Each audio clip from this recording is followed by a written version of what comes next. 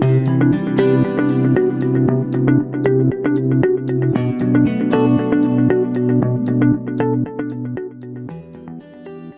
生啊，咁正頜手術咧點樣改善功能同埋健康㗎？我一直以為都係美容有關嘅喎。OK， 嗱，咁我哋咧去睇最常見嘅病人咧，當然係一啲咬合唔好嘅病人嚟嘅。咁之前都有提及過，譬如話下顎好突嘅會有倒及嘅情形啦，上顎好突嘅又會有哨牙嘅情況嘅。咁譬如啦，以呢個案例為主啦，咁其實倒及同哨牙都係基本上會面對同一個問題。咁你好明顯見到咧，呢類嘅病人咧，佢前面啲牙係冇辦法掂到對面嘅。咁令到佢哋攞前面啲牙咬嘢，其實係好困難嘅。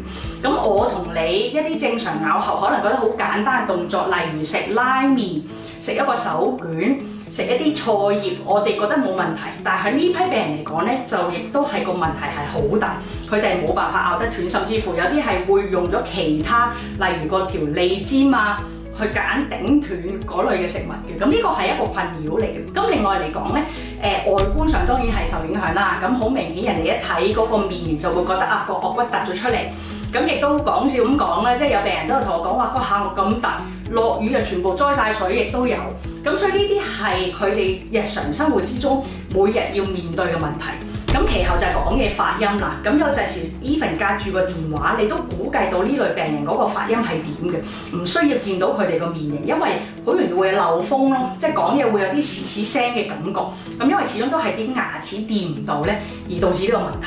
咁變相嚟講咧，呢個正頜手術第一樣嘢咧，我哋一定要改善到呢個問題先。咁好似呢個情況咧，我哋係會將個下顎褪入咗，上顎拉咗出嚟，做翻一個正常嘅咬合嘅。咁你會見到做完手術之後，個病人都會做一個短暫嘅箍牙啦。你會見到有啲傳統矯齒嘅牙釘喺度啦。咁因為始終做手術咧，我哋唔係逐隻牙去喐動嘅。咁始終做完一個大幅度嘅矯正之後咧，某啲牙齒嗰啲觸碰點都係未到理想得晒。咁呢個都要靠手術之後一個短暫嘅矯齒咧，去到調節翻呢啲咁嘅情況嘅。咁嗱，面型上我哋亦都可以睇啦。就係話，如果你過分倒及嘅時候咧，第一你笑起上嚟就會好奇怪嘅，你會不斷淨係見到下邊啲牙，亦都唔係一個正常笑容。調翻轉哨牙嗰啲咧，一笑起上嚟就會見到成個好多牙肉啊，淨係見到上顎，亦都係唔係一個美觀嘅笑容嚟。咁所以我哋改善咗之後咧，就好明顯嗰個笑容係會正常翻。另外啦，呢個病人咧，佢個倒及嘅形成咧，除咗下顎突之外咧，我哋評估過，亦都會覺得佢個上顎都有啲凹。點睇咧？其實正面呢個會睇到好多嘢。當佢一笑嘅時候咧，好明顯佢個虎紋啊係會凹陷咗，呢個係好深，呢個係會令到人哋一錯覺得好老嘅一個樣嚟嘅。咁呢個大部分人都唔想要。咁但係當我哋拉咗個上顎出嚟嘅時候咧，呢啲位置做翻飽滿咧，佢啲紋咧相對就會淺咗。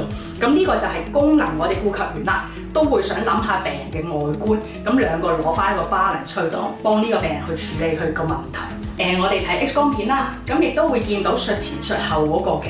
咁呢個啱啱做完手術大概半年度啦，咁所以咧佢入邊都仲會有啲螺絲啊、金屬鋼片之類嘅嘢啦，去幫佢 hold 住個顎骨向身嘅位置嘅，咁令到佢可以結合嘅。咁嗱，呢啲最主要嚟講咧，都係啲鈦金屬嘅物料，暫時嚟計咧都對身體冇會特別 report 過有任何問題嘅嘢嘅。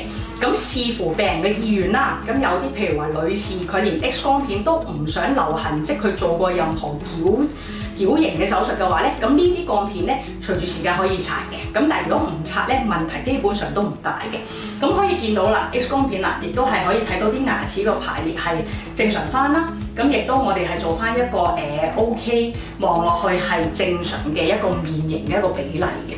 咁呢個就係配合咗功能同埋外觀嘅一個手術為主㗎啦。咁下一 part 咧，我會想特別講多少少咧，就係可能依家越嚟越普及咧，或者多人知道咧，就係一個阻塞性嘅睡眠窒息嘅。